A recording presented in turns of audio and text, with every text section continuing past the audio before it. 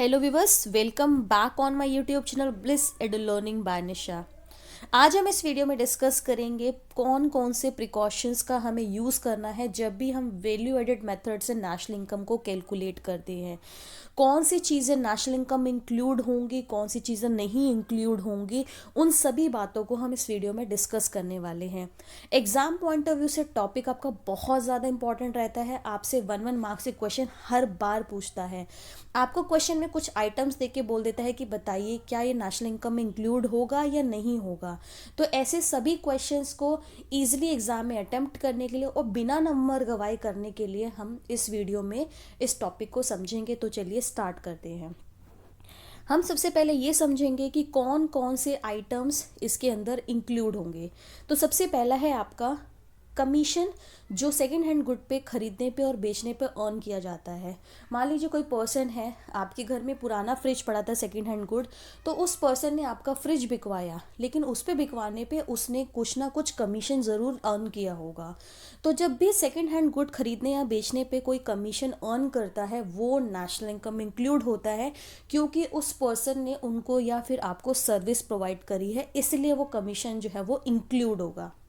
Second है on account production of goods of the producing unit, यानी जो कई बार क्या होता है, प्रोड्यूसर्स जो है वो प्रोडक्शन करने का काम करते हैं और जो भी वो चीज़ बनाते हैं, जिस चीज़ का भी प्रोडक्शन करते हैं, उसका इस्तेमाल वो खुद के लिए भी करते हैं। जैसे मान लीजिए कोई प्रोड्यूसर है, कोई कंपनी है, वो कार बनाने का काम करती है, तो ऐसा नहीं है कि उस कार का इस्तेमाल खुद नहीं कर रही है।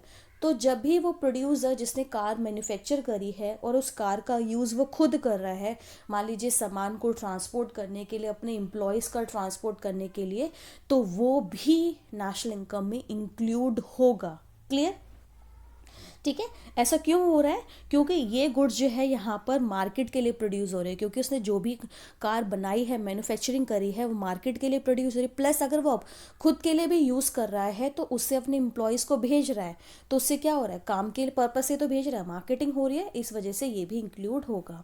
थर्ड है imputed value of production for self consumption, ये भी इंक्लूड होगा। क्यों?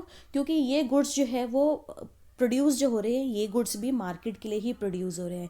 भले ही मान लीजिए फार्मर ने वीट का प्रोडक्शन किया, तो फार्मर वीट का प्रोडक्शन जो है कर भी रहा है, तो कहीं ना कहीं अपने कंजप्शन के लिए भी तो कर रहा है, लेकिन मार्केट में भी तो क्या कर रहा है, सोल्ड आउट कर रहा है। ठीक है।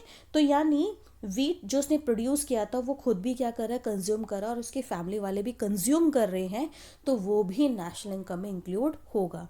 फोर्थ है imputed rent on the owner occupied house, ये भी इंक्लूड होगा, क्योंकि जो भी हाउस होते हैं, जो भी घर होते हैं, उनकी रेंटल वैल्यू ज़रूर होती है। मान लीजिए भले ही वो घर जो है वो खुद उसमें रह रहा हो या वो घर उसने रेंट पर दे दिया हो, वो सारा वो क्या होगा, वो भी इंक्लूड होगा, क्योंकि उनकी सबकी, हर घर की, चाहे वो खुद भी उसमें रह रहा है, उसकी भी अपनी रेंटल वैल्यू है। तो ये तो 4 चीज़ें जो आपको याद रखनी है जो नेशनल इनकम में इंक्लूड होगी। लेकिन अब हम डिस्कस करेंगे कौन सी चीज़ इंक्लूड नहीं होगी। पहला, value of the sale and purchase of second hand good. अगर सेकेंड हैंड गुड खरीदा और बेचा गया है, उसकी वैल्यू इंक्लूड नहीं होगी, ध्यान रखना। उस पर अगर कमीशन अर्न है तो वो इंक्लूड होगा, लेकिन जो सामान पुराना खरीदा बेचा जा रहा है वो इंक्लूड, उसकी वैल्यू इंक्लूड नहीं होगी। क्यों? क्योंकि इसकी वैल्यू पहले ही फिनिश जो नया खरीदा गया था उसके अंदर इंक्लूड है। मान लीजिए आपने फ्रिज जो है वो 5,000 का बेचा, ठीक है, लेकिन जब आपने ये फ्रिज खरीदा था तो ऑलरेडी 15,000 का खरीदा था, तो जो 5,000 का आपने बेचा, तो 5,000 की वैल्यू उस 15,000 में पहले ही इंक्लूड हो चुकी है, पहले से ही इंक्लूड है। तो वो अगर दोबारा इंक्लूड करोगे तो प्रॉब्लम आ जाएगी डबल काउंटिंग की। ठीक है। तो आपको याद रखना है कि पुराना गुड खरीदा या बेचा जा रहा, उसकी वैल्यू इंक्लूड नहीं होती। Second, value of intermediate good. आप जानते हैं ये भी क्यों? क्योंकि इंटरमीडिएट गुड की वैल्यू भी फाइनल गुड में ऑलरेडी इंक्लूड होती है। रॉ मटेरियल लिया, मान लीजिए वुड लिया आपने, वुड से चेयर बनाई, तो वुड की जो भी वैल्यू है वो चेयर में ऑलरेडी इंक्लूड है। ठीक है। वुड की वैल्यू मान लीजिए 50 रुपये थी, आपने चेयर बनाई मान लीजिए 100 रुपये की, तो वो 50 रुपये की वैल्यू उस चेयर में ऑलरेडी इंक्लूडेड है, तो आप दोबारा इंक्लूड नहीं कर सकते हो, इसीलिए ये भी नेशनल इनकम काउंट नहीं होता। थर्ड है सर्विसेज फॉर सेल्फ कंजप्शन। ठीक है।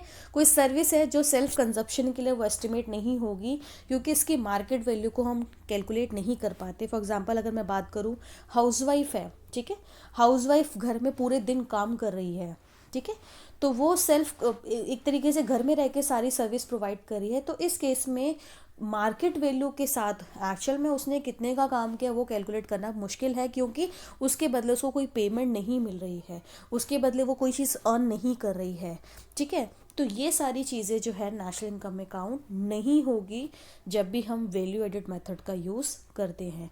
तो ये कुछ बातें थी जो आपको ध्यान में रखनी है, जो एग्ज़ाम में आपसे पूछी जाती है।